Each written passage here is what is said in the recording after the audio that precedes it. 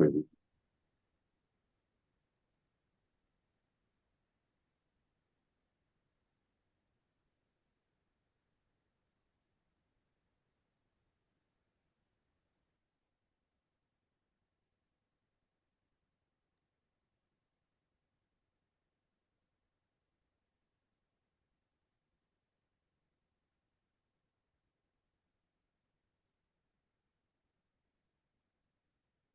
Dimitris.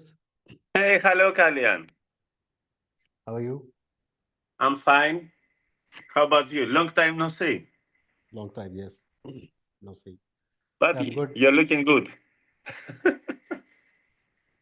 Hey, Javed. Hello. I'm doing good. Thank you. Oh,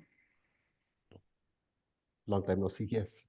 yeah, yeah. I'm closer to you now. I'm in Saudi Arabia. Oh, okay, okay. So is that your job So, posting there?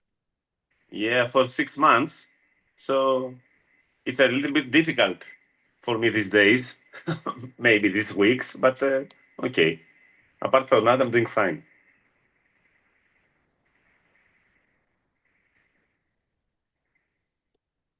Okay. And Nice to I hear. will be here. Ah, okay, sorry.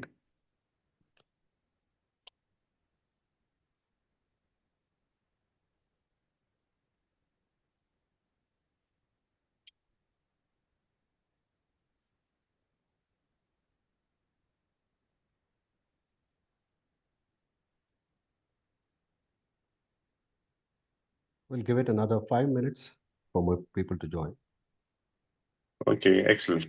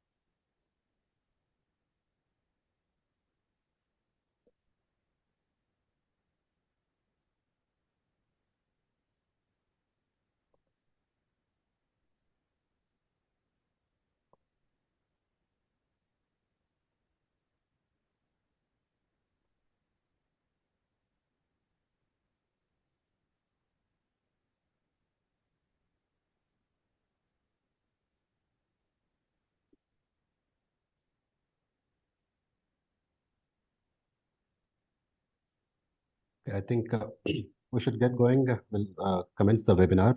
People will join as the webinar progresses because people have to join from different countries and different time zones.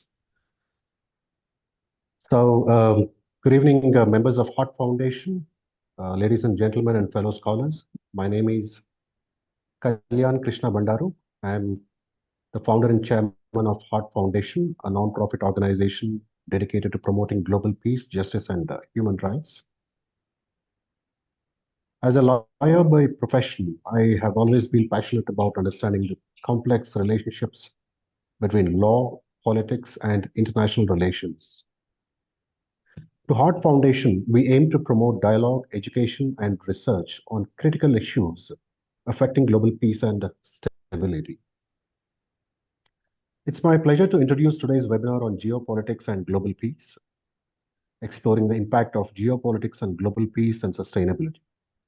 This webinar aims to delve into the complex relationships between geopolitics, global peace, and sustainability, and to explore the ways in which geopolitical factors shape global peace and stability.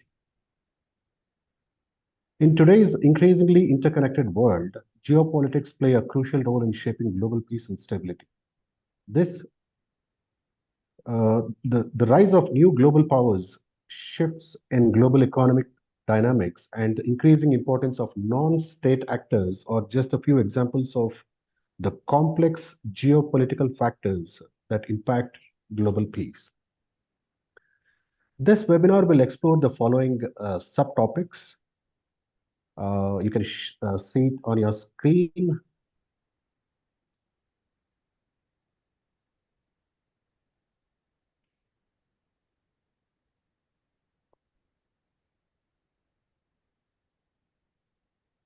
Let me present, let me come to the screen.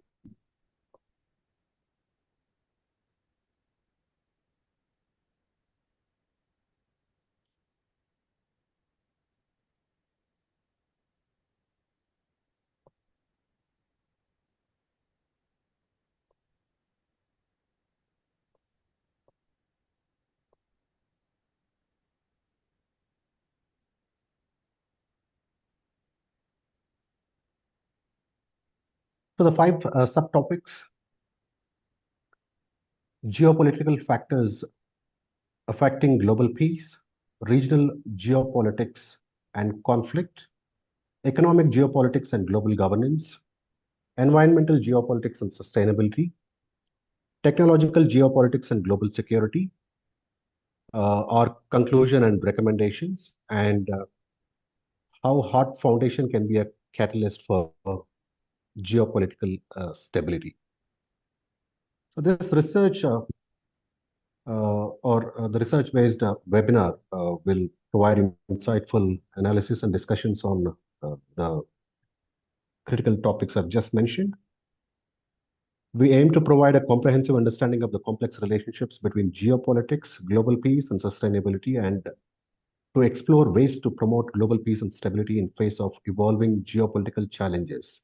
And we aim to do this through the Heart Foundation research-based reforms. Before we begin, I'd like to take a moment to dedicate this research uh, to the tiny Syrian traveler, the tiny Syrian traveler's unanswered plea. If you remember the tiny traveler's unanswered plea, what I'm referring to is the kid who was washed ashore, like a lifeless body, a heartbreaking sight that we have come across or we have witnessed in TVs or in the news.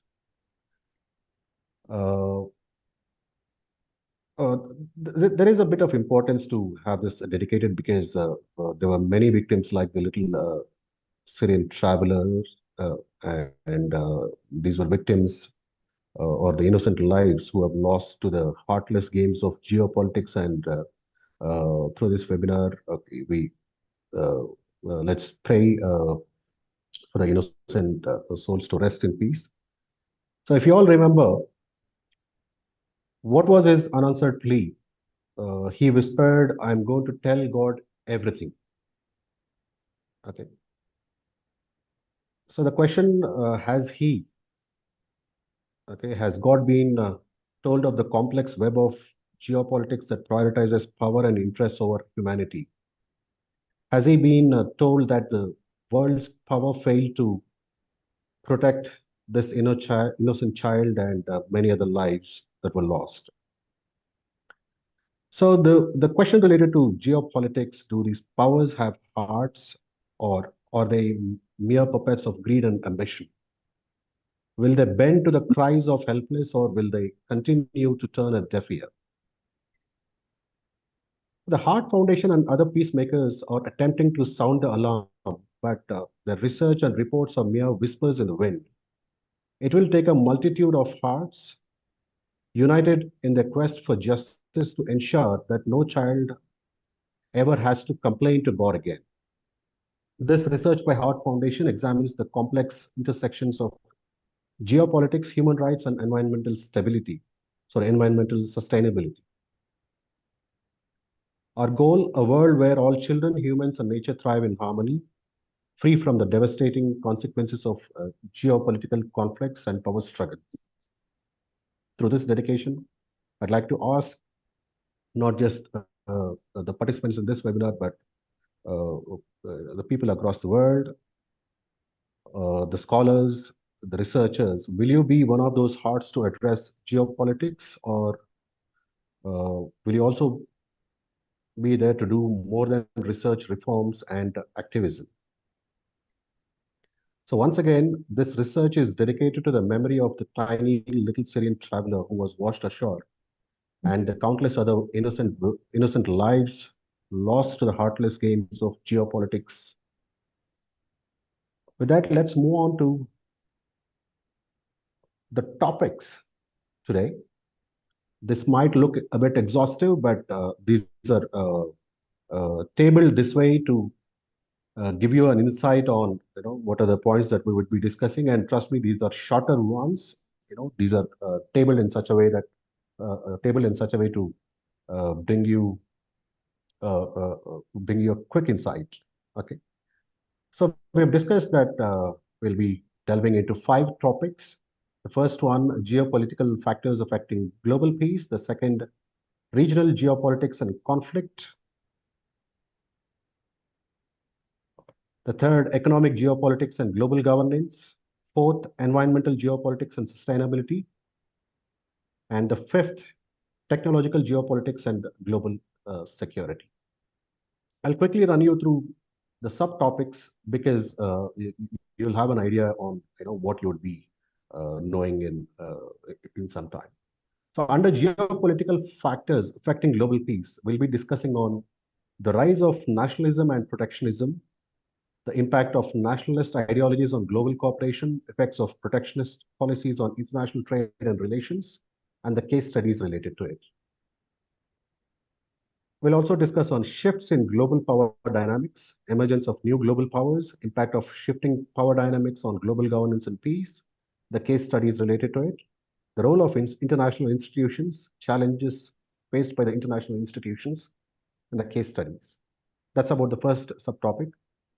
The second subtopic, regional geopolitics and conflict, we'll be discussing on Middle East conflicts, geopolitics of the Syrian civil war, impact of the Israel-Pakistan conflict on regional stability, and the case studies. We'll be discussing on Korean Peninsula tensions, geopolitics of North Korea's nuclear program, impact of US-North Korea relations, and the case studies related. The South China Sea disputes, geopolitics of South China Sea disputes, impact of US-China relations on regional stability, and the case studies related to it. Under economic geopolitics and global governance, we'll discuss on trade wars and protectionism, impact of trade tensions on global economic stability, effect of protectionist policies on international trade and relations, case studies. We'll also delve into energy politics, geopolitics on energy production, distribution and consumption, impact of energy security on global peace and stability, the case studies related to it, global economic governance, role of international institutions in promoting global economic stability, global economic governance challenges and the case studies related to it, environmental geopolitics and sustainability. Under this, we'll be discussing on climate change and geopolitics, impact of climate change on global geopolitics, role of international institutions in promoting climate action, case studies related to it, water security and geopolitics, geopolitics of water scarcity and management, impact of water insecurity on global peace and stability, case studies related to it. And another important, that is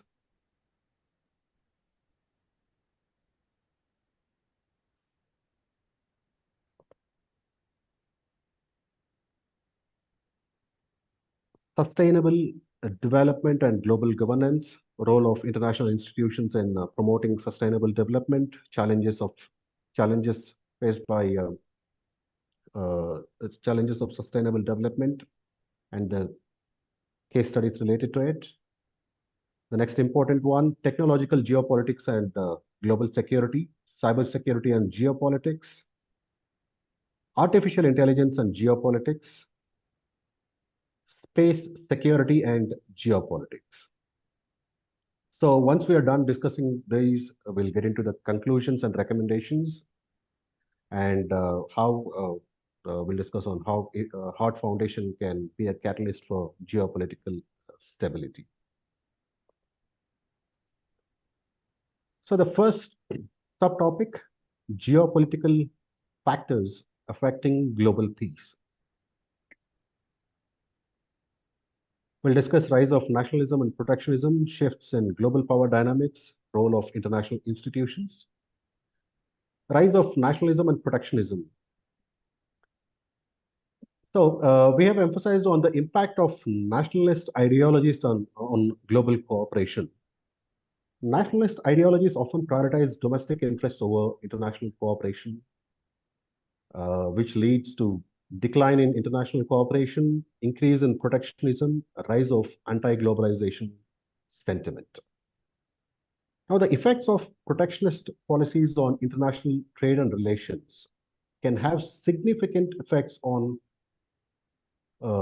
relations, which includes trade wars, economic instability, strained international relations. Now we've delved into the impact and the effects of it. Okay. There are few important case studies related to the rise of nationalism and protectionism. Okay. We would have come across Brexit, where the United Kingdom's decision to leave the European Union has significant implications for global trade, economic stability, and international relations. The Brexit process has been marked by uncertainty and controversy, with significant implications for the UK's relationship with the EU and other countries. So, there's a reference, a judgment reference given here. The European Court of Justice, ECJ's judgment in the case of Whiteman versus Secretary of State for exiting the European Union, held that the UK's decision to leave the EU was reversible, providing a legal basis for the UK's potential return to the EU. Well, that's optimistic. Okay, and we have cited few legal research bases here. The references are given in this sheet, and this document will be shared online. Okay, for other scholars to touch base and see if there is a scope for improvisation. So a little recap here. We've discussed on the rise of nationalism and protectionism. Okay, so how it can lead to decline in international cooperation. Then we've discussed on the effects of protectionist ideas. We'll now move to the other case studies related to geopolitical factors affecting global peace. China's Belt and Road Initiative. China's BRI, that's Belt and Road Initiative, aims to promote economic cooperation and development across Eurasia but has raised concern about China's growing influence. Debt diplomacy, this is an interesting methodology, debt diplomacy, and environmental sustainability. The BRI has significant implications for global trade, economic stability, and international relations, and has been marked by controversy and uncertainty. There's a judgment related to this before the PCA, where the Permanent Court of Arbitration award in the case of Philippines versus China held that the China's claims to historic rights in the South China Sea were incompatible with the United Nations Convention on the Law of the Sea, highlighting tensions between China's BRI and international maritime law. And on your screen, you can see a few references given related to this case study. We'll now move to the shifts in global power dynamics. Now, emergence of new global powers. The emergence of new global powers has significant implications for global governance and peace, including multipolar world. Okay, now this isn't just a world with maybe 5 or 10 countries who seem to be powerful, but this is becoming a multipolar world. The emergence of new global powers has led to a multipolar world where multiple countries have significant economic and military power. Now, what this does, of course, it poses challenge to traditional Western dominance, I would say. The emergence of new global powers has challenged traditional Western dominance, leading to a shift in global power dynamics, increased competition and cooperation. The emergence of new global powers has led to increased competition and cooperation as countries seek to promote their interests and address global challenges. Now, what's the impact of shifting power dynamics on global governance and peace? The shifting power of dynamics have significant implications for global governance and peace, including decline in global governance. The shifting power dynamics have led to a decline in global governance as countries become increasingly focused on their own interests. Increase in conflict. The shifting power dynamics have also led to an increase in conflict as countries compete or influence resources. Challenge to international institutions. The shifting power dynamics have challenged international institutions such as the United Nations, leading to a decline on their effectiveness.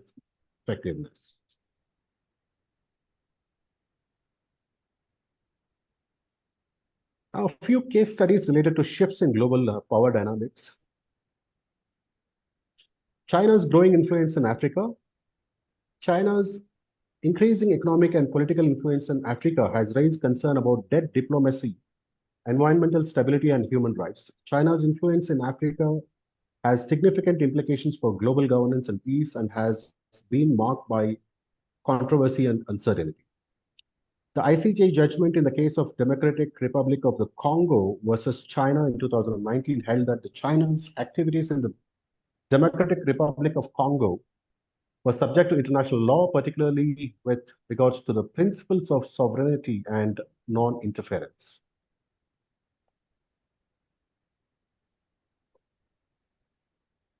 Another case study, India's role in Indo-Pacific region. India's growing economic and military influence in the Indo-Pacific region has significant implications for regional stability, global governance, and balance of power. Uh, there is a case study and a judgment related to this, the Enrica Lexi incident, Italy versus India. Although the International Tribunal of the Law of the Seas judgment in 2019 held that India had violated Italy's rights under the United Nations Convention on the Law of the Sea, the Supreme Court of India's judgment in 2020 held that the Indian courts had jurisdiction over the incident and the Italian Marines involved in the incident could be prosecuted under Indian law. However, The matter was settled after Supreme Court of India accepted compensation amount of 1.1 million euros, and the compensation was distributed to the families of the deceased fisherman and the owner of the fishing boat. Okay, so this is what the shifts in global power dynamic does. It brings in uh, an element of uh, I would say stress or force on these institutions. Okay, and the very conventional way of the UN working on issues or implementing policies would be impacted. So these two case studies I've just explained. One is the China's growing influence in Africa, and the Enrique Alexei incident. Okay, it would show that the power dynamics they would require a control by the UN. However, the UN also faces a certain element of strangle because the powers, the growing powers, have their own ways to do it, and sometimes what would be treated as fair and justified may not be. Okay, and finally there has to be a resolution to the conflicts. And moving to the role of international institutions, as we've been discussing, challenges faced by international institutions. Now, decline in global governance. International institutions face a decline in global governance as countries become increasingly focused on their own interests. Increase in conflict, as I mentioned earlier. International institutions face an increase in conflict as countries compete for influence and resources. Challenge to international institutions related to their effectiveness, legitimacy, and funding. So I was stressing on the effectiveness part of it. So another case study related to the role of international institutions and their effectiveness. UN's response to the Syrian civil war. The United Nations response to the Syrian civil war has been criticized for its ineffectiveness, highlighting the challenges facing international institutions in promoting global peace and cooperation. The ICJ's judgment in the case of Syria versus Turkey 2019 held that the Turkey's action in Syria, particularly with regards to the disputed territory of Afrin, was subject to international law, particularly with regards to the principles of sovereignty and non-interference. Another case study, EU's response to the migrant crisis. The European Union's response to the migrant crisis has been criticized for its lack of coordination, highlighting the challenges facing international institutions in promoting global peace and cooperations. In the case of MSS versus Belgium and Greece, the European Court of Human Rights judgment held that EU's response to the migrant crisis, particularly with regards to the detention and deportation of migrants, was subject to international human rights. The court found that Belgium and Greece had violated the European Convention on Human Rights by detaining migrants in human and degrading conditions. Research has analyzed that the ECHR's judgment in MSS versus Belgium and Greece, scholars have examined that implications of the judgment on the uh, EU's migration policies and practices, particularly with regards to the detention and deportation of migrants. We'll move to the second subtopic.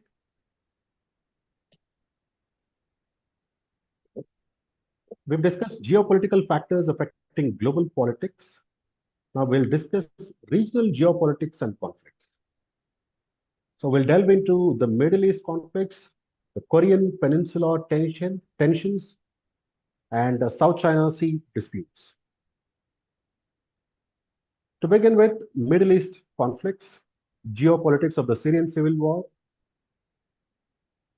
Regional and international interventions. The Syrian civil war is a multifaceted conflict involving regional and international powers. The conflict began in 2011 as a popular uprising against President Bashar al Assad's regime, but quickly escalated into a full blown civil war.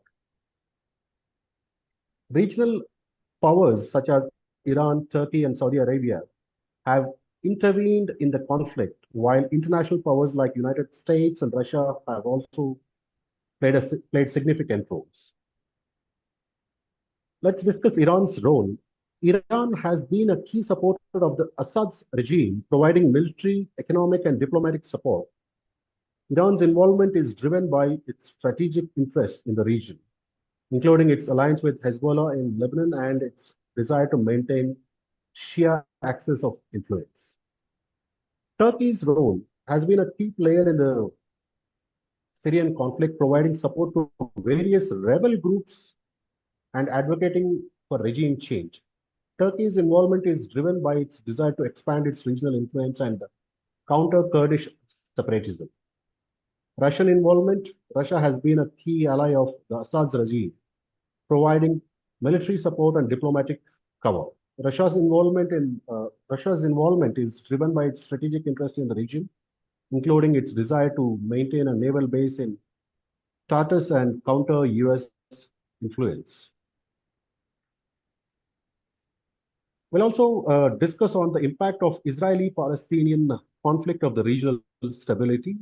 The Israeli-Palestinian conflict is a long-standing and deeply entrenched dispute that has significant implications for regional stability. The conflict is driven by competing claims to land, resources, and identity, and has been marked by periods of violence and instability.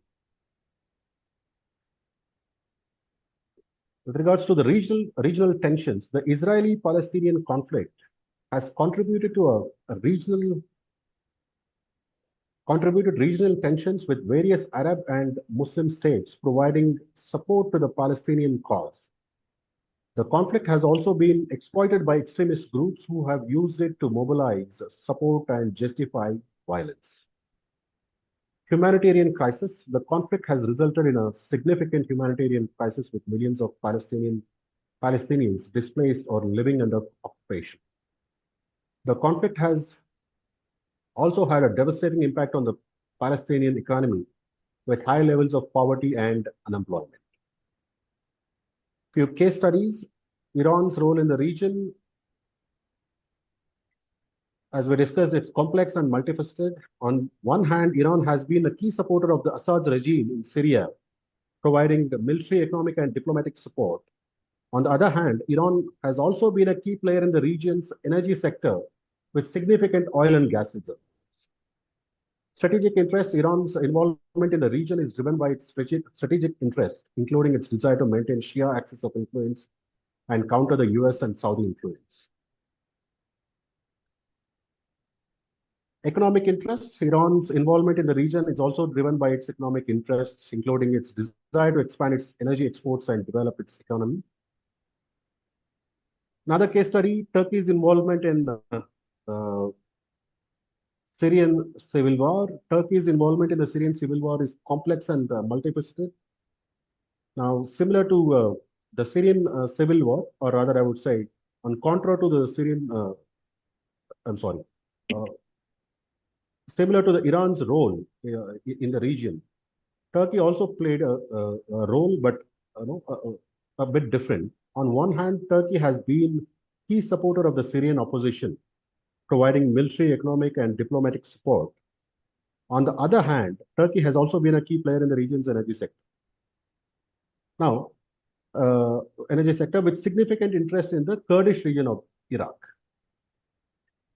So there is Iran has an interest to support a certain group, and Turkey has their interest to support another group.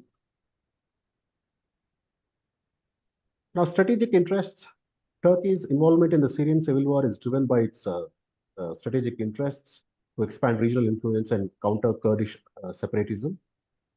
Economic interests, Turkey's involvement in the Syrian civil war is also driven by economic interests, including desire to expand energy exports and develop its economy, just like Iran. In conclusion, the Syrian civil war and the Israeli-Palestinian conflicts are complex and multifaceted issues that have significant implications for regional stability. The involvement of regional and international powers has contributed to the complexity of these conflicts and has made it difficult to achieve a lasting resolution. So, a few relevant cases and judgments. The Golan Heights case, the International Court of Justice has ruled that the Golan Heights are occupied Syrian territory and Israel's annexion of the territory is invalid. The Wall case, ICJ has ruled that Israel's construction of the separation wall in the West Bank is a breach of international law, and and that Israel is obligated to dismantle the wall. The Gaza flotilla case, the ICC has ruled that Israel's interception of the Gaza flotilla, flotilla, flotilla in 2010 was a breach of international law, and that Israel is obligated to investigate and prosecute those responsible. These three judgments and cases demonstrate the application of international law to the conflicts to the conflicts in the Middle East and highlight the need for accountability and justice for victims of human rights abuses.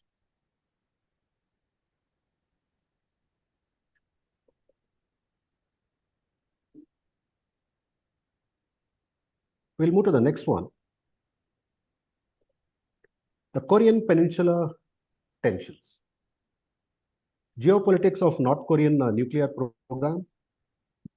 North Korea's nuclear program has been a significant concern for regional and international stability. The program began in 1960s, and despite agreements like the Non-Proliferation Treaty (NPT), North Korea has continued to develop its nuclear capabilities. The country's nuclear program is driven by its strategic objectives, including ensuring its survival and gaining recognition as a nuclear power. Regional and international responses to this. The international community has responded to North Korea's nuclear program with a mix of diplomacy, sanctions, and military deterrence. The United States, China, Japan, and South Korea have been key players in these efforts. The United States has led international efforts to impose sanctions on North Korea, while China has played a crucial role in enforcing these sanctions. Japan and South Korea have also taken steps to strengthen their military capabilities and enhance their defense cooperation with the United States. Let's discuss on the impact of the US-North Korea relations on regional stability. The relationship between the United States and North Korea has been significant impact on regional stability. The two countries have been engaged in a series of diplomatic efforts, including the Singapore summit in 2018, but these efforts have been met with limited success. The United States has maintained a policy of maximum pressure on North Korea, including the imposition of sanctions, while North Korea has continued to develop its nuclear capabilities. Few case studies related to this. China's role in the region. China plays a crucial role in the region, and its relationships with North Korea is a bit complex. This is interesting. China has been a key supporter of North Korea, providing economic and diplomatic support. However, China has also been a key player in international efforts to impose sanctions on North Korea. China's role in the region is driven by its strategic interests, including its desire to maintain stability in the region and prevent the collapse with North Korean regime. Whereas let's discuss Japan's response to North Korean aggression. Japan has taken a strong stance against North Korean aggression and has strengthened its military capabilities and enhanced its defense cooperation with the United States. Japan has also been a key player in international efforts to impose sanctions on North Korea.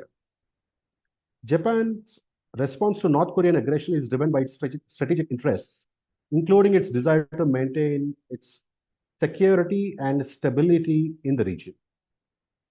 Relevant cases: case concerning the military and the parliamentary activities in and against Nicaragua, that is Nicaragua versus United States. This case is relevant to the Korean Peninsula tensions as it details with the issue of state sovereignty and the use of force. The ICJ held that the United States has violated Nicaragua's sovereignty by supporting the Contra rebels and mining Nicaraguan harbors. The case concerning the illegality of the threat or use of nuclear weapons. This case is relevant to the Korean Peninsula tensions as it deals with the issue of nuclear weapons.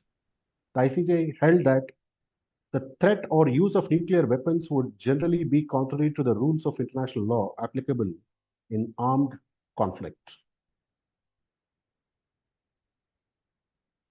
Now, another interesting one, South China Sea disputes. My colleague and friend Tim, he's doing an extensive research on this topic, and he would be presenting more details in a separate webinar. But I'll be touch basing the basics, or the the basic details of the South China Sea disputes. Geopolitics of the South China Sea disputes. The disputes revolve around territorial claims and regional tensions, with China's nine-dash line being a major point of contention. Now, the nine-dash line is a demarcation line that China uses to claim a significant portion of South China Sea, including areas with exclusive economic zones or EEZs of other countries. China's claims have been met with resistance from other countries in the region, including the Philippines, Vietnam, and Malaysia. Now, the territorial claims related to this, the South China Sea disputes involve multiple countries, including China, the Philippines, Vietnam, Malaysia, and Taiwan, each with their own territorial claims. China's nine-dash line is a major point of contention, with China claiming a significant portion of the South China Sea, including areas with the exclusive economic zones of other countries, as we discussed.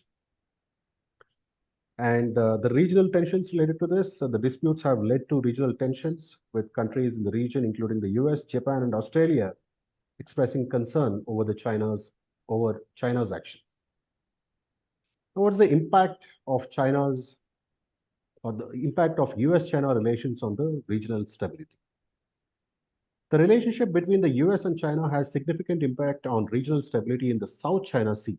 The US has a long-standing policy of maintaining freedom of navigation in the region, which has led to tensions with China. The US has also strengthened its military presence in this region, which has been met with concern by China. Regarding the freedom of navigation, the US has a long-standing policy of maintaining freedom of navigation in the South China Sea, which has led to the tensions like we discussed. And the US has strengthened its military presence in the region, including the deployment of aircraft carriers and destroyers, which has been met with concern by China. The US and China have significant economic interests in the region, including trade and investments, which can impact regional stability. Now, a few case studies related to this issue, the South China Sea. China's island building activities in the South China Sea have been a major source of tension in the region. China has built several artificial islands in the Spratly Islands, including Fairy Cross Reef, Mischief Reef, and Subi Reef. These islands have been equipped with the military facilities, including runways, ports, and radar systems. Philippines' response to Chinese aggression. The Philippines has been a vocal critic of China's actions in the South China Sea. In 2016, the Philippines won a case against China at the Permanent Court of Arbitration, which ruled that China's claims to the South China Sea were invalid. The Philippines has also strengthened its military presence in the region and has sought support from other countries, including the US. Now, international law and South China Sea disputes. The South China Sea disputes are governed by international law, including the United Nations Convention on the Law of the Sea. The UNCLOS provides the framework for the use of the world's oceans, including the South China Sea. China's actions in the South China Sea have been criticized for violating international law, including the UNCLOS. Recent developments in the South China Sea disputes, including South China Sea disputes that include China's continued militarization of the region, including the deployment of anti-ship missiles and radar systems. The US has also increased its military presence in the region, including the deployment of aircraft carriers and destroyers. The Philippines has sought support from other countries, including the US, to counter China's aggression in this region. Now, that's about the three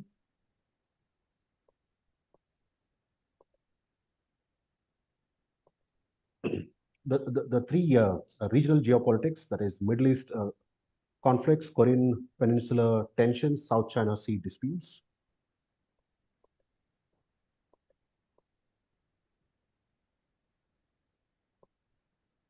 So that concludes regional politics and conflict. We'll now delve into economic geopolitics and global governance. In this, we'll cover trade wars and protectionism, energy geopolitics, global economic governance. Trade wars and protectionism. Now, the impact of trade tensions and global economic stability. This has to do with the decline in global trade growth, increased uncertainty, and impact on emerging markets. The ongoing trade tensions between major economies are significantly impacting global economic stability, with World Trade Organization estimating a 0.6 percentage point reduction in global trade growth in 2026 due to the tariffs that are being imposed. Now, increased uncertainty, the trade tensions have also led to increased uncertainty, making it difficult for businesses to make investment decisions. The uncertainty has resulted in a decline in business confidence, with the World Economic Forum's Global Competitiveness Index showing a decline in business confidence in 2020. Now, what's the impact of this and emerging markets? The trade tensions have also led to an impact on emerging markets, with many countries experiencing a decline in exports and economic growth. The International Monetary Fund has estimated that trade tensions could reduce the economic growth in emerging markets by up to 1.5 percentage points. As part of the trade wars protectionism, let's discuss effects of protectionist policies on international trade and relations. Protectionist policies can help domestic industries by limiting competition from foreign players. However, this can also lead to higher prices for consumers and reduced economic efficiency. Retaliatory measures can be linked to this. However, such policies can lead to retaliatory measures from other countries, resulting in a trade war that can harm global economic stability.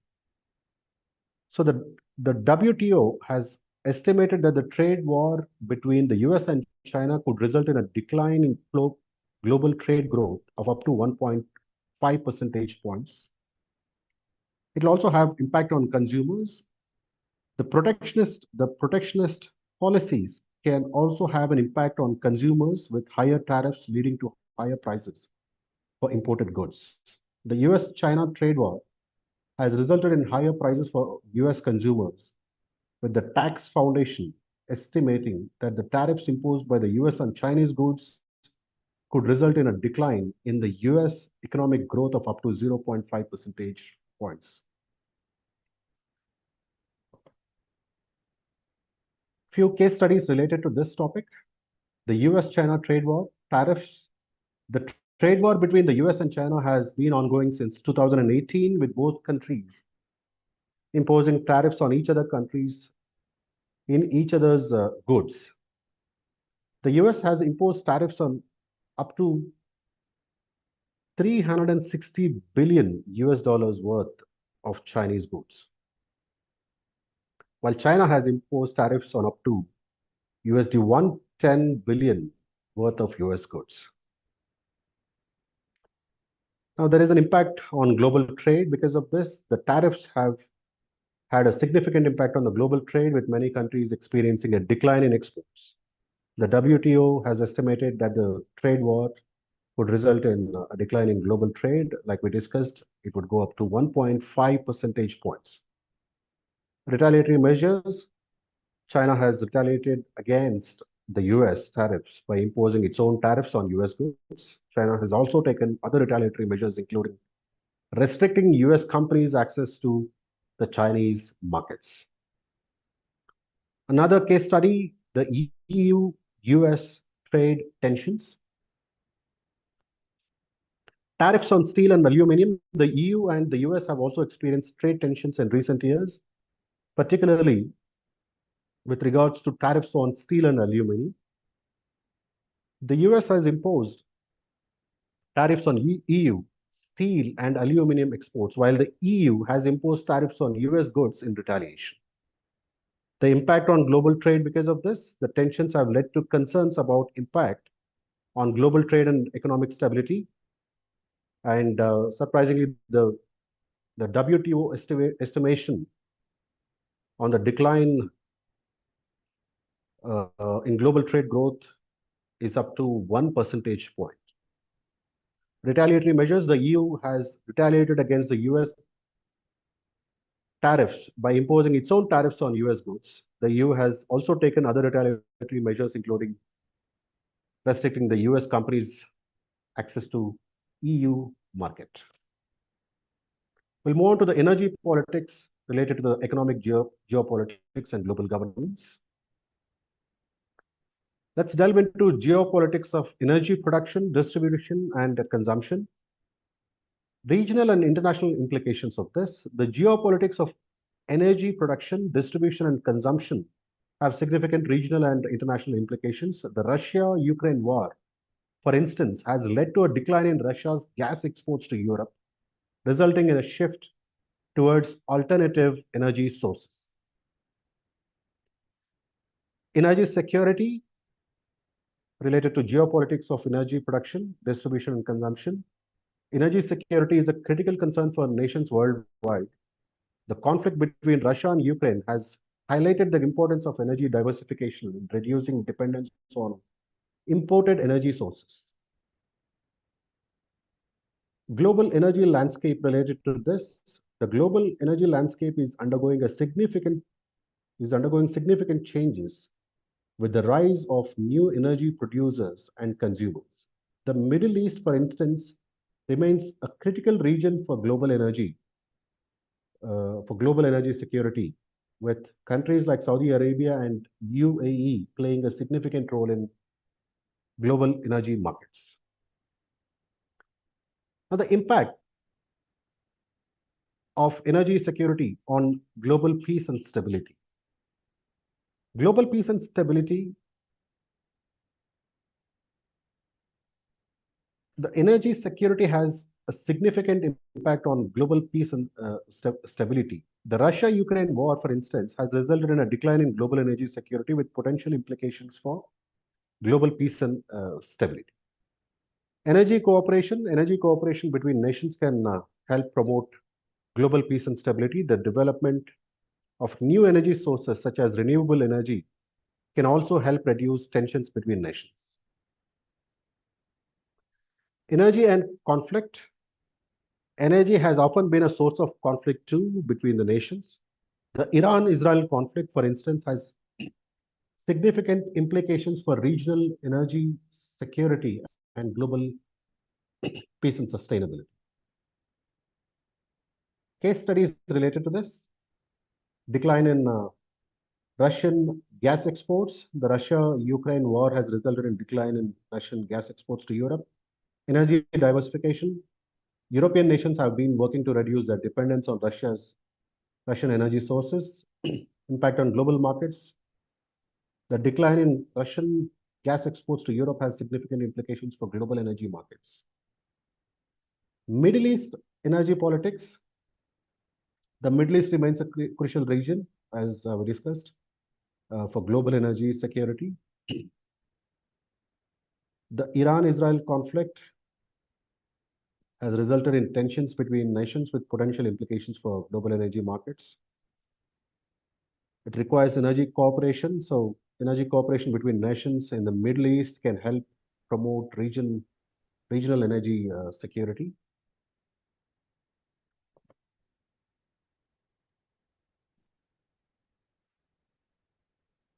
Now, under economic geopolitics and global governance, we'll delve into the global economic governance part of it.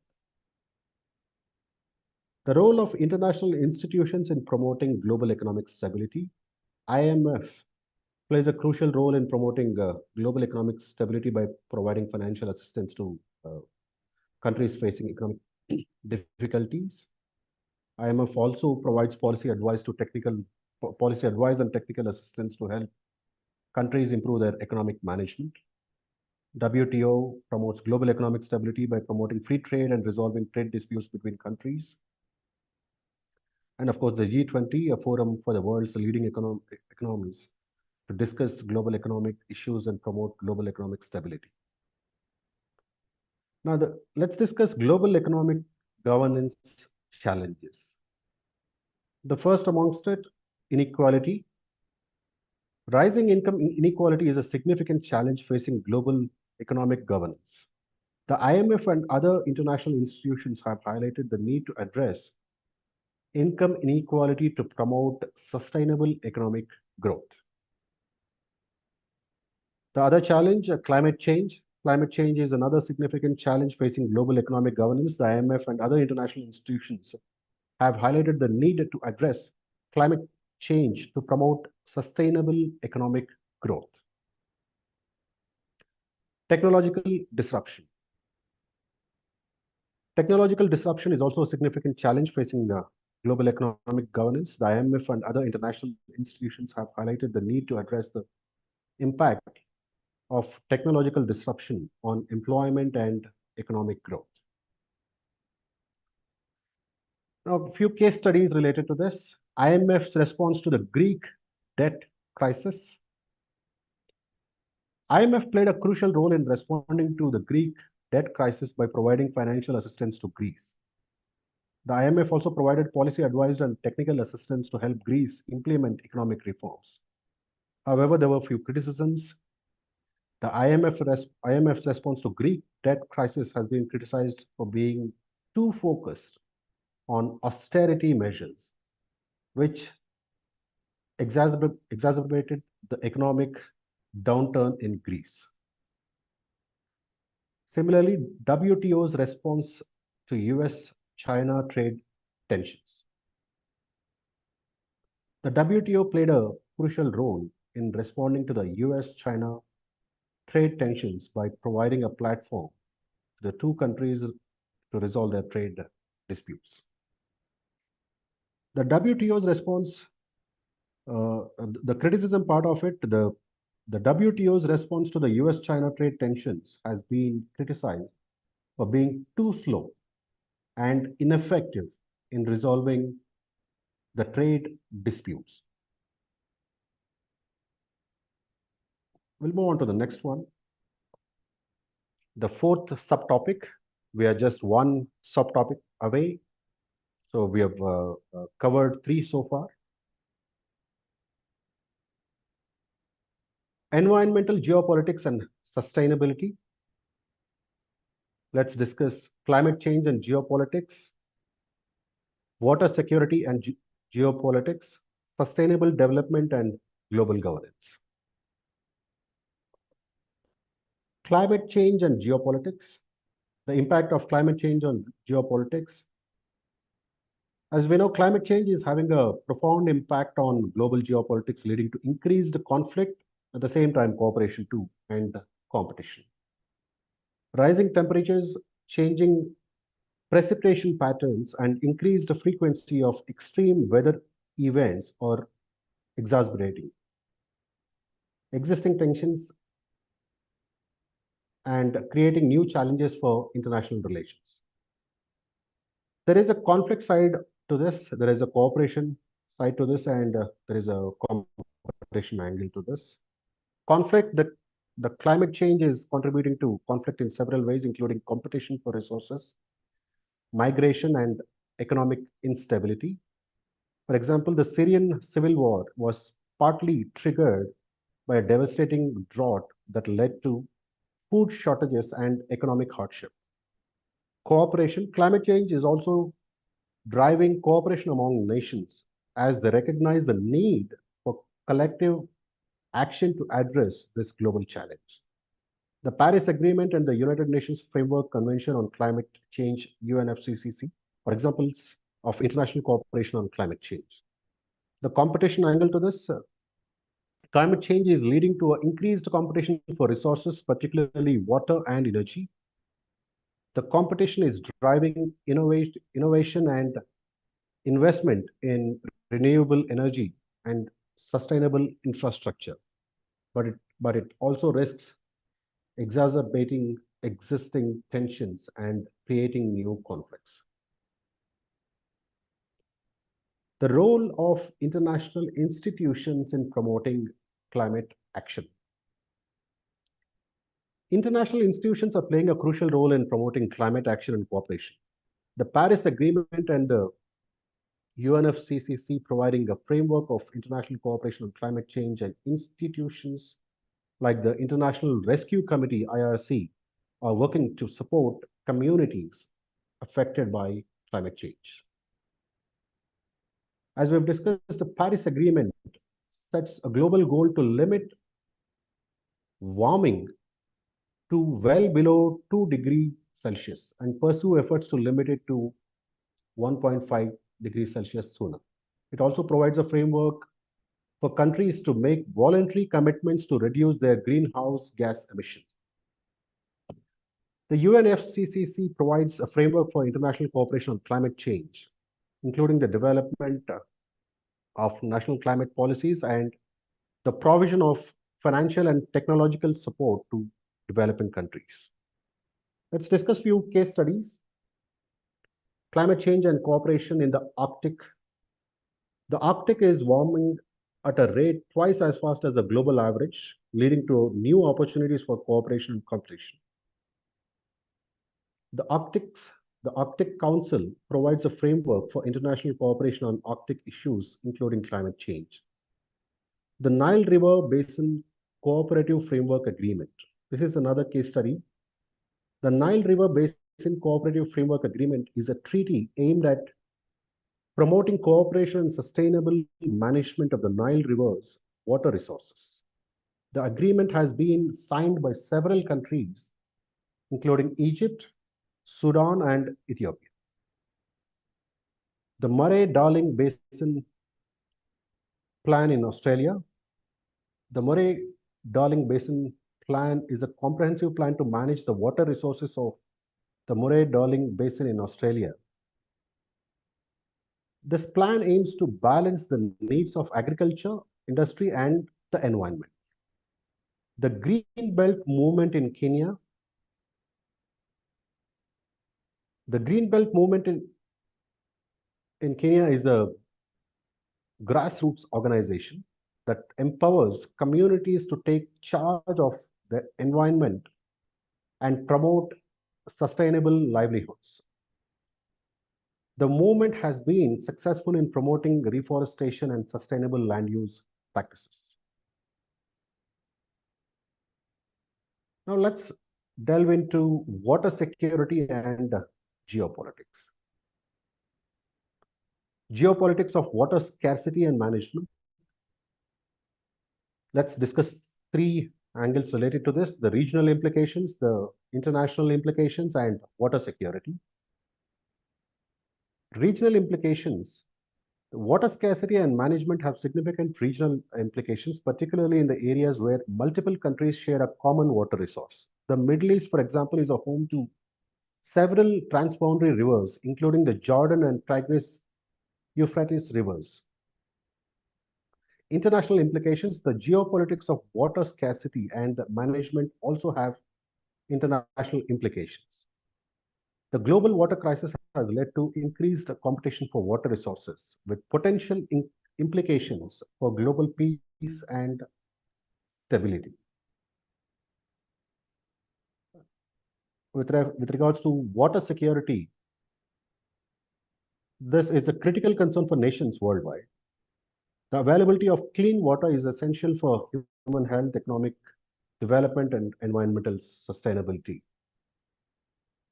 Now that we've discussed the geopolitics of water scarcity and management, let's discuss on impact of water insecurity on global peace and stability. We'll delve into this in three angles. We'll discuss the conflict part of it, the cooperation part of it, and the human security part of it.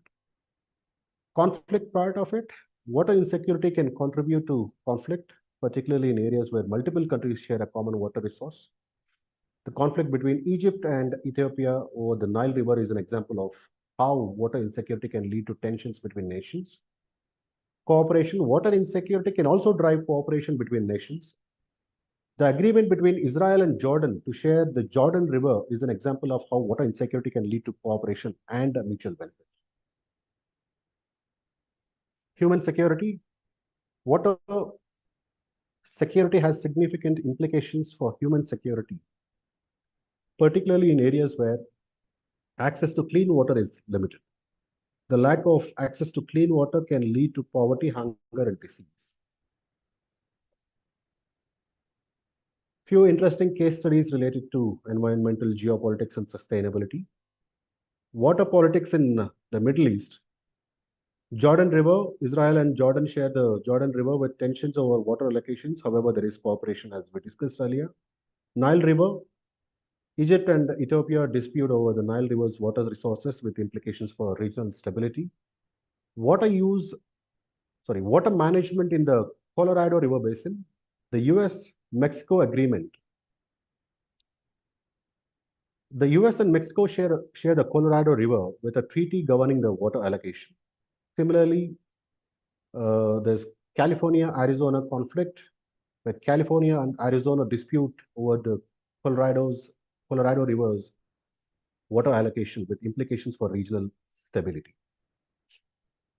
Case study related to water security in Africa, Niger River Basin.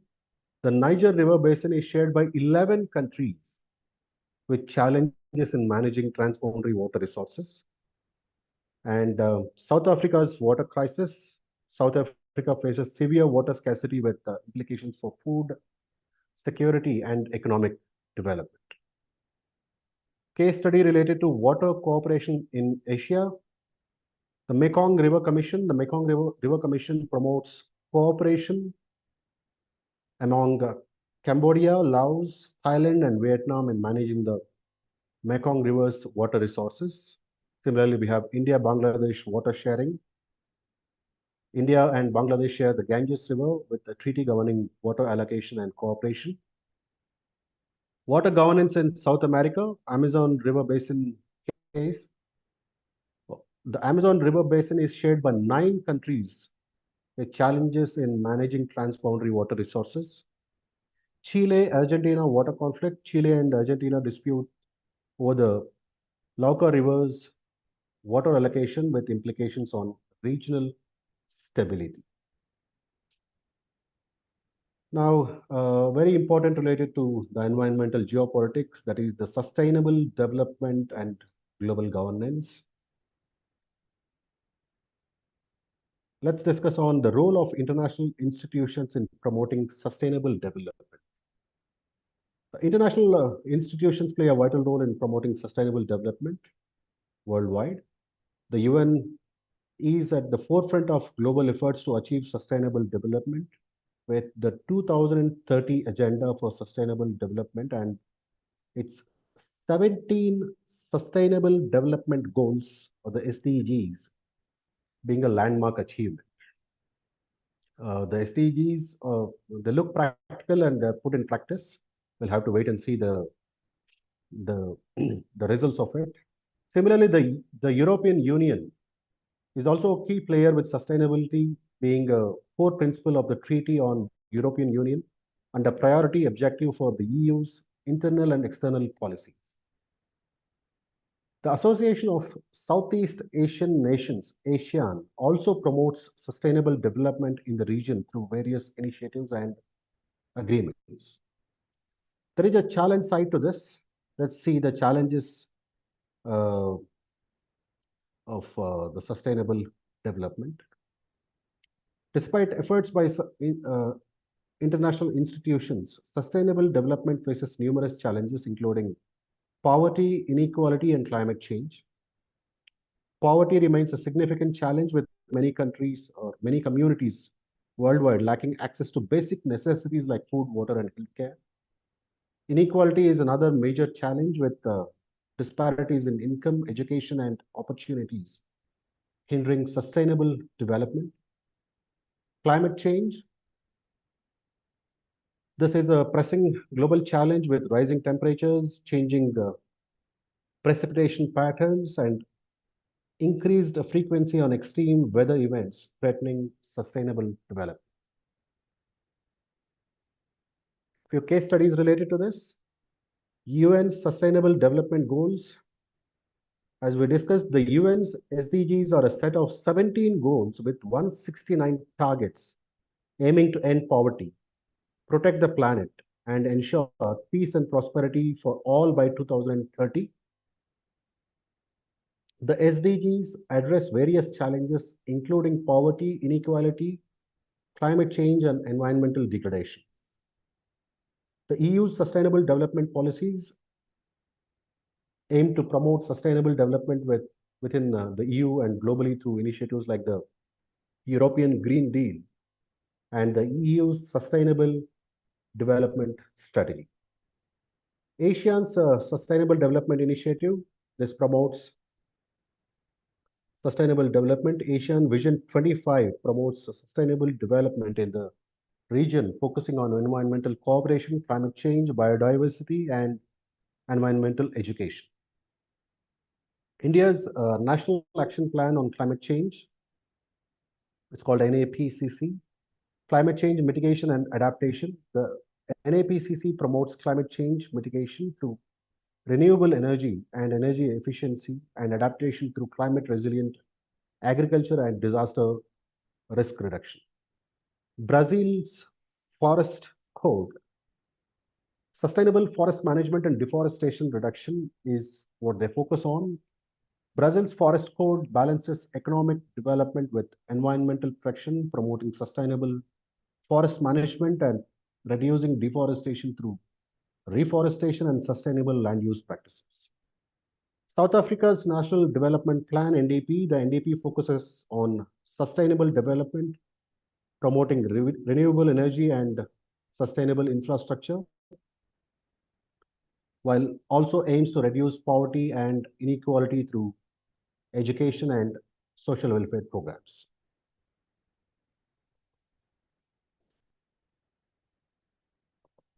So that's about the environmental geopolitics and sustainability. And we move to the last and final one, that's technological geopolitics and global security. We'll be covering cybersecurity and geopolitics, artificial intelligence and geopolitics, space security and geopolitics in this. The first one, technological geopolitics and global security. Let's discuss cybersecurity geopolitics with reference to geopolitics of cybersecurity threats and responses. Under this, let's delve into regional implications of it, international implications, and global governance. Cybersecurity threats have significant regional implications, particularly in the high level the high levels of technological advancements. The US-China cybersecurity tensions, for example, have significant implications for regional stability and cooperation. International implications, cybersecurity threats also have international implications with potential implications on global peace and stability. The Russian cyber attacks on Ukraine, for instance, have raised concerns about the use of cyber warfare in international conflicts. With respect to the global governance part of it, the lack of global governance frameworks for cybersecurity has hindered international cooperation on this issue. Efforts to develop norms and standards of cybersecurity are ongoing, but progress has been slow. The impact of cybersecurity threats on global peace and stability in relation to the technological geopolitics. Let's discuss the conflict, cooperation, and the human security side of this. Conflict, cybersecurity threats can contribute to conflict, particularly in the areas with existing tensions. The Russian cyber attacks on Ukraine, for example, have severe tensions between the two countries. Cooperation, cybersecurity threats can also drive cooperation, particularly in areas where countries share common interests. The US-China cybersecurity agreement, for instance, aims to promote cooperation on cybersecurity issues. Human security, cybersecurity threats have significant implications on human security, particularly in areas where critical infrastructure is vulnerable to cyber attacks. The impact of cyber attacks on healthcare systems, for example, can have significant implications on human security.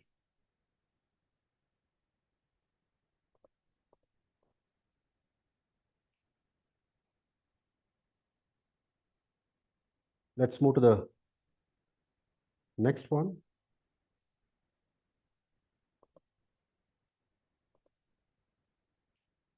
Oops.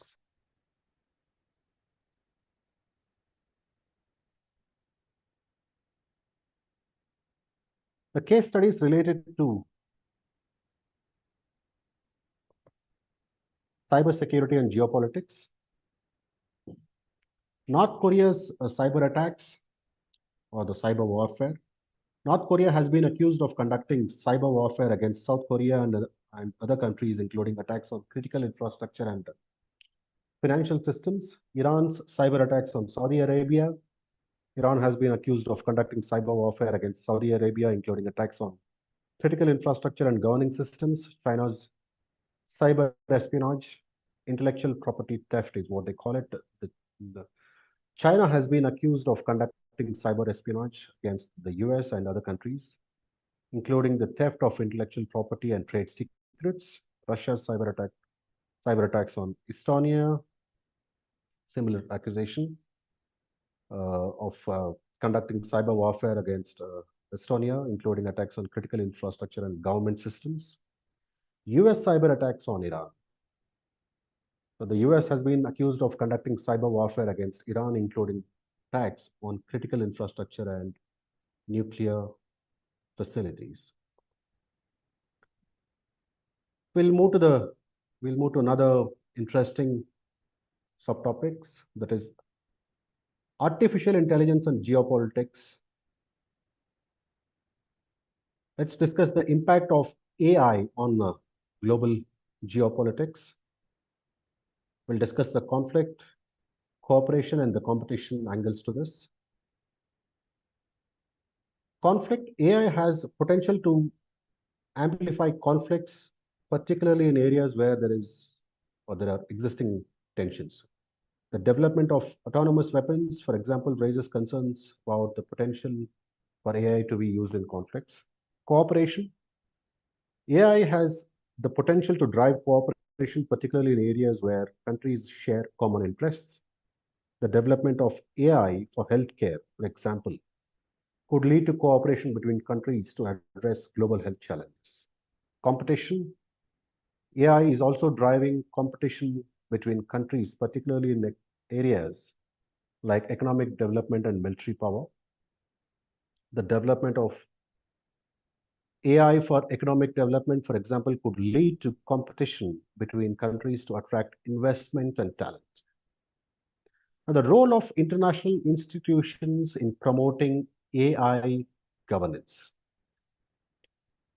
The OECD, the Organization for Economic Cooperation and Development, is playing a key role in promoting AI governance, particularly in areas like data protection and AI ethics. The UN is also playing a key role in promoting AI governance, particularly in areas like AI for sustainable development and AI for humanitarian action. The EU is promoting AI governance through initiatives like the EU AI Strategy, EU AI Act, and EU's high level expert group on artificial intelligence. Few case studies on this: AI and military power, US China AI arms race. This is one of the case studies where the US and China are engaged in AI arms race, with both countries investing heavily in AI research and development for military applications. Another case study is Russian AI-powered cyber warfare. Russia has been accused of using AI-powered cyber warfare to disrupt the elections and infrastructure of other countries. AI and economic geopolitics. China's AI-powered Belt and Road Initiative. This initiative is using AI to drive economic development and expand China's economic influence across Asia and beyond. US EU AI trade tensions. The US and EU have been engaged in trade tensions over AI, with the EU imposing regulations on AI development and deployment that the US sees as protectionist. Another case study on AI and international relations. AI powered diplomacy. AI is being used to analyze and predict the behavior of other countries, allowing more effective diplomacy and international relations. If this can be a practicality, then I think the global conflicts can come to a cease, if not an absolute cease, at least a, a closest situation. Okay, I hope AI can be or will be used in international relations or AI through AI powered diplomacy. The fourth one, that is AI and global governance. The UN AI Governance Initiative. The UN has launched several initiatives aimed at promoting the responsible development and deployment of AI, including the UN's AI for Social Good initiative. EU AI regulation. The EU has imposed regulations on AI development and deployment, including the General Protection, sorry, EU's General Data Protection Regulation, that's the GDPR. Space security and geopolitics. We'll discuss geopolitics of space exploration and security and the impact of space insecurity on global peace and stability.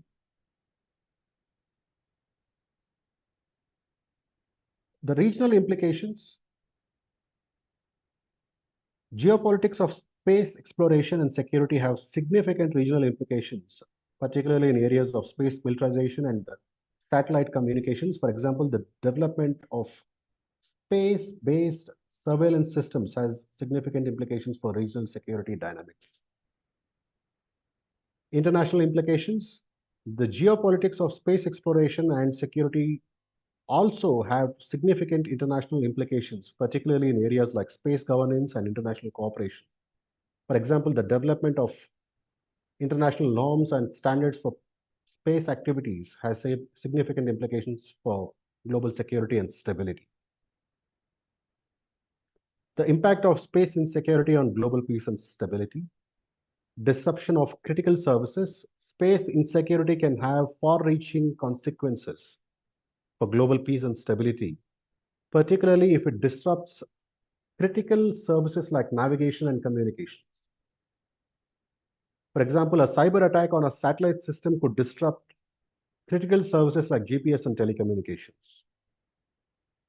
Another example of impact, that is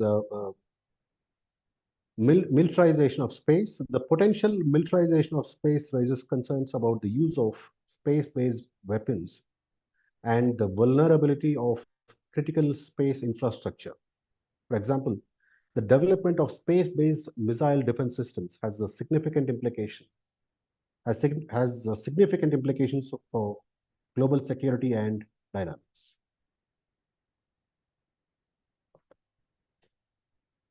Let's uh, look into a few case studies here.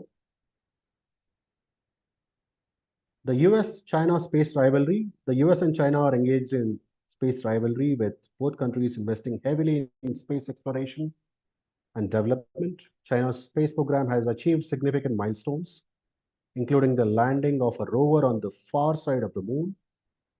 The US-China space rivalry also has significant implications for space militarization, particularly in areas like space-based surveillance and missile defense. European Space Agency's security initiatives. The ESA has developed a comprehensive cybersecurity strategy to protect its space assets, including the establishment of a Cybersecurity Operations Center, CSOC. The ESA is also working to promote international cooperation on space security, including the development of norms and standards for responsible behavior in space. Russia's space program. Russia's space program has focused on developing military capabilities, including the launch of a satellite with a missile defense system. Russia also Russia has also achieved significant milestones in space exploration, including the launch of robotic spacecraft to the International Space Station. Similarly, India's space program has achieved a significant milestone, or rather milestones, including the launch of a mission to Mars and the development of a satellite constellation. India has also developed military capabilities in space, including the launch of a satellite with a missile defense system. Japan's space program. Japan's space program has achieved remarkable milestones, including the successful landing of the SLIM mission on the moon, a historic feat that marks the nation's first landing. Japan is also partnering with the NASA on the Artemis program, a joint effort to return humans to the moon by 25, that is 2025.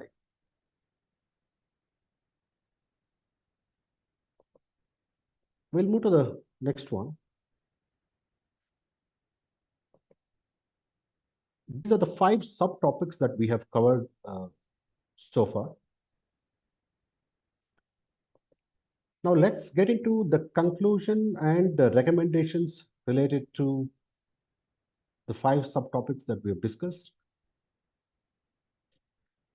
Let's look into a few short-term recommendations and long-term recommendations, and also look into solutions to address the specific geopolitical challenges. The short-term recommendations: diplomatic engagement. Institutions or individuals, countries should encourage diplomatic engagement and dialogue between nations to resolve conflicts and address geopolitical tensions. And researchers can use artificial intelligence, to give them insights on, what are the issues and on the prospects of the resolution. Another short-term recommendation: international cooperation. Foster international cooperation on issues like climate change, pandemics, and economic development to promote global peace and sustainability. Conflict resolution mechanism. Establish effective conflict resolution mechanisms such as mediation and arbitration to resolve disputes peacefully. Economic incentives. Organizations or countries should offer economic incentives such as trade agreements and investments to encourage nations to cooperate and resolve conflicts peacefully. Long-term recommendations. Institutional reforms, very important. Reforms, reforming the institutional, reforming international institutions such as United Nations to make them more effective and representative of the global community. Global governance, establish a more robust global governance framework to address global challenges and promote peace and stability. Another long-term recommendation, education and cultural exchange, promoting education and cultural exchange programs to foster greater understanding and cooperation amongst nations. Sustainable development, promote sustainable development and address issues like poverty, inequality, and climate change to reduce geopolitical tensions and promote global peace. Apart from the recommendations, we've also cited few solutions to address specific geopolitical challenges. The first, rise of nationalism and protectionism, promote international cooperation, free trade, and cultural exchange to counter nationalist and protectionist tendencies. Shifts in global power dynamics establish a more multipolar world order where emerging powers have a greater voice and role in global governance. Role of international institutions, strengthen international institutions such as the UN to make them more effective in promoting global peace and cooperation. Technological solutions, digital diplomacy, utilizing digital platforms on social media to promote diplomatic engagement, cultural exchange, and international cooperation. Conflict early warning systems, develop conflict early warning systems using data analytics, artificial intelligence, and machine learning to predict and prevent conflicts. Cybersecurity cooperation, promote international cooperation on cybersecurity to prevent cyber attacks and promote global peace and stability. Educational and cultural solutions, global citizenship, education, uh, it needs promotion of global citizenship, education to foster greater understanding and cooperation among nations, cultural exchange programs to promote people to people diplomacy and foster greater understanding and cooperation amongst nations, and international volunteer programs to promote global citizenship and foster greater understanding and cooperation amongst nations.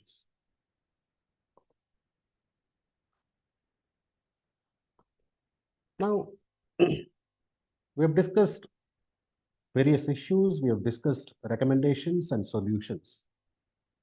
Now, let's understand how Heart Foundation can be a catalyst for geopolitical stability and how NGOs like Heart Foundation can contribute to geopolitical stability. And in this case, we'll focus on how Heart Foundation can be a catalyst for geopolitical stability. Heart's Foundation role in addressing geopolitical factors affecting global peace. We will be facilitating diplomatic engagement, promoting economic cooperation, supporting conflict and dispute resolution, analyzing and addressing geopolitical risks. How do we do that? The Heart Foundation recognizes the geopolitical tensions and conflicts as major threat to global peace and stability. To address this challenge, the foundation will focus on four key areas. Number one, facilitating diplomatic engagement. Heart Foundation can act as a neutral platform for diplomatic engagement, fostering dialogue and cooperation between nations. This will involve organizing international forums and conferences, cultural exchange programs, and other initiatives that bring together leaders and representatives from different countries. By facilitating open and honest communication, the foundation aims to reduce misunderstandings and mistrust that can lead to conflict. Another way, by promoting economic cooperation, the foundation will encourage economic cooperation and trade between nations, recognizing that economic independence can help reduce tensions and promote mutual interests. This will involve supporting business development and entrepreneurship in regions affected by conflict or geopolitical tensions, as well as conducting economic research and analysis to identify opportunities for economic cooperation and development.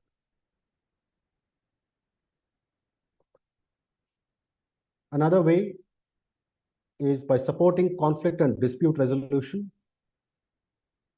So we'd like to bring to the notice of those who do not know it yet. Heart Foundation has an organ called Heart International Court of Arbitration. We call it HICA. HICA offers mediation services, conflict analysis, and peace building initiatives that will be fostered to help resolve disputes and conflicts,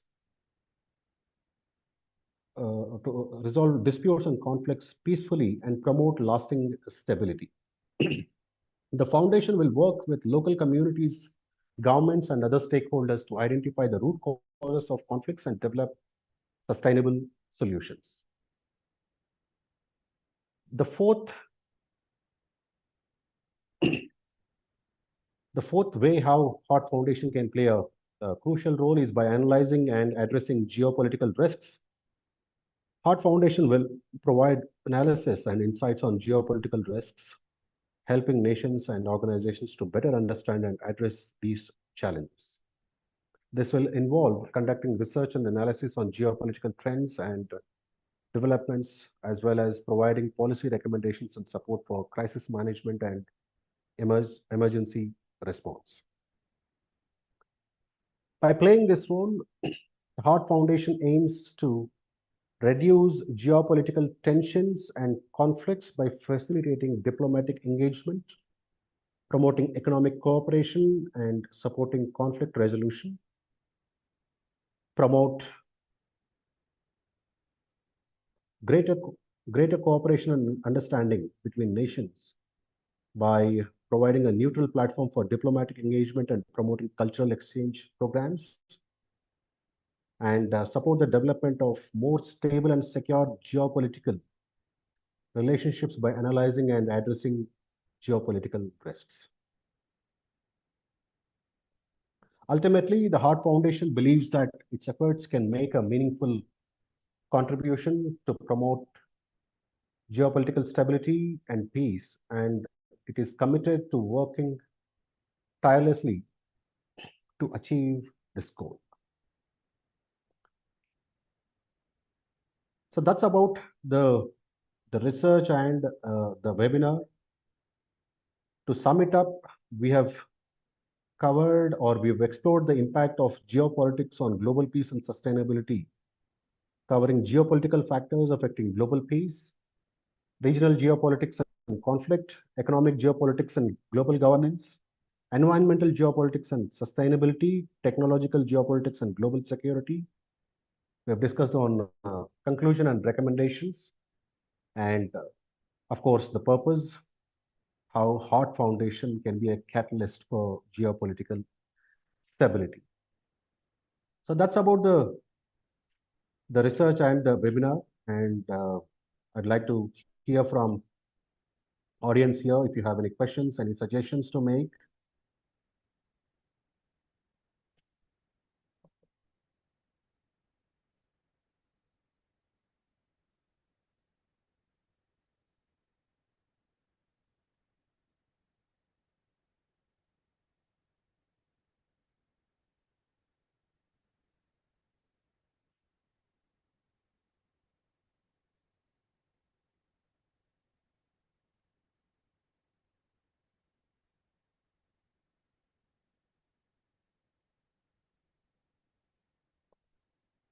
Any suggestions? Any questions?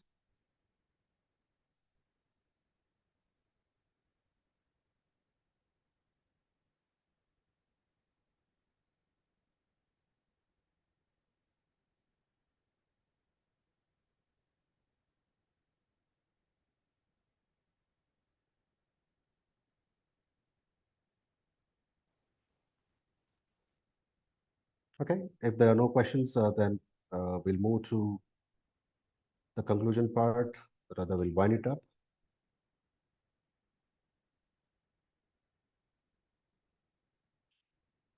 So that's about it. Sir, I have a question. Like, Yes, please. don't you think that there is a hypocrisy of USA by supporting the Syrian, like, disrupting the Bashar al government as he was being supported by Russia, and to bring him down, they supported a terrorist, right? Well, that's Only for that's a geopolitics part of it. So yes or no, there are several angles to it. Everybody has their way of research or opinions. So I cannot conclude on that. But the aim of this presentation is to, how do we solve, or how do we act on issues like this? Yes. See, that is just one of the examples that you've cited. Okay. Geopolitics is all about how multiple countries play their role or try to take their advantage. Okay. Yes, one country is alleged to have somebody as their spy, or one country wants to maybe deploy their people and raise tensions there. There, when I say there, in those countries that have territorial disputes. Okay, so when there are two small countries fighting, obviously there would be other countries who would want to leverage that situation. Okay, and that's the sad part of it, and that's where we have seen the Syrian civil war. Okay, so was US doing it, or Russia doing it? Yes, it's a yes and no. I would say, because it would get into an argument, and I wouldn't want to conclude on this. So I would want to leave at it stating that uh, you know uh, there are issues between countries, and it's just not the countries that are in the territorial disputes, that are facing the problems. There are several other countries who would want to leverage the situation. Okay, move their military troops there. Okay, and use that situation to their advantage. So that's how the geopolitics play, and many people become victims. Okay, so that was the objective of this research and webinar. So what I'd like to say, and how I'd like to sum it up, is that we have to look into, of course, analyzing the problem. Unless you don't know who's done what, we cannot. Okay, so that calls for a separate research, and there are international organizations, courts doing that, many scholars doing that. But what has to be emphasized on is, how do we resolve the geo political issues? How do we minimize that, and how can youngsters like you contribute to this? So, what's the solution? We have to be more solution oriented, rather than discussing on what's happened in the past. Okay, of course, we have to know what's happened in the past. Connect the dots in future to ensure that something similar doesn't happen. So that's where we have discussed on the technology, or the AI side of it, how AI can be leveraged to resolve disputes. Okay, so if you know something that has happened, or somebody is involved, so maybe bring in agentic AI, or the AI agents, to study the patterns, study the people, how it was being done, and come up with solutions. That's what when we've discussed the conclusion and the recommendations, or the solutions part of it. Okay, technology plays a major role. Uh, the artificial intelligence plays a major role. Okay, artificial intelligence can study this better, study the patterns, come up with solutions. But end of the day, the solutions have to be implemented by international organizations and countries. And since you have asked the question, okay, a very important one. Okay, I'll take you to a page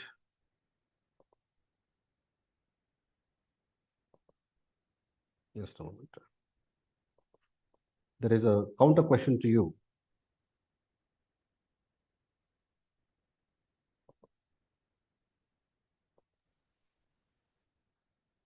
Do you see this page?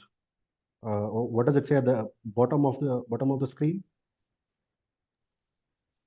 Will you be the will you be one of those hearts to address geopolitics, to do more than research, reforms, and activism? Yeah, Yeah, we can be one. we should be one. You should be one, Yeah. right? There's no reason to shy away from this. Um, so we need to avoid incidents like this. Whatever we've seen, the unfortunate incident of the boy who has lost his life in the Syrian civil war, and all those who have lost there. And the Syrian civil war is just one example. So there's several, and people are losing lives, and there's a threat to humanity. Okay, so that's where researchers have to come forward, okay, do more than research, reforms, and activism, get into action. So the objective here is, when we ask, will you be one of those hearts to address geopolitics, to do more than research, reforms, and activism? Is, you know, the answer we expect from people is, to be part of action, to not just be doing webinars, research, okay, they have to do the talking, the doing, okay, get into uh, uh, positions, that they can deem fit, bring the change uh, that they wish to see. Okay, so that's the purpose of this research and webinar, to touch base on the geopolitics, the effect of geopolitics, and the solutions uh, that the solutions or recommendations that can be made.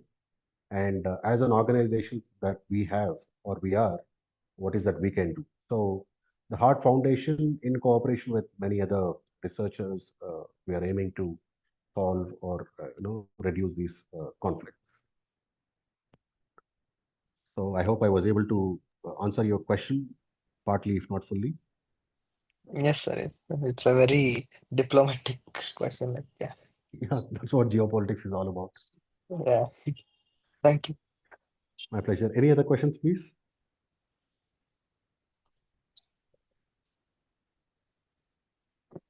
No, sir. Not at the moment.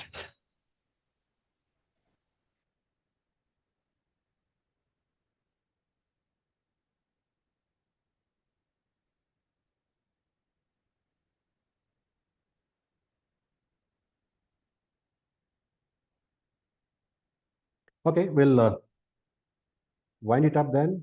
So thank you all for joining this webinar, and thanks for your patience. So this presentation, whatever you've seen, this research or white paper, will be available online pretty soon. You can search for the caption on the internet, and you'll definitely find this. And please do give your recommendations, okay, through personal chats or online. Okay, so with that, we'll end the presentation and this webinar. So I say good night from India, and from wherever you are, you have a good day, good evening,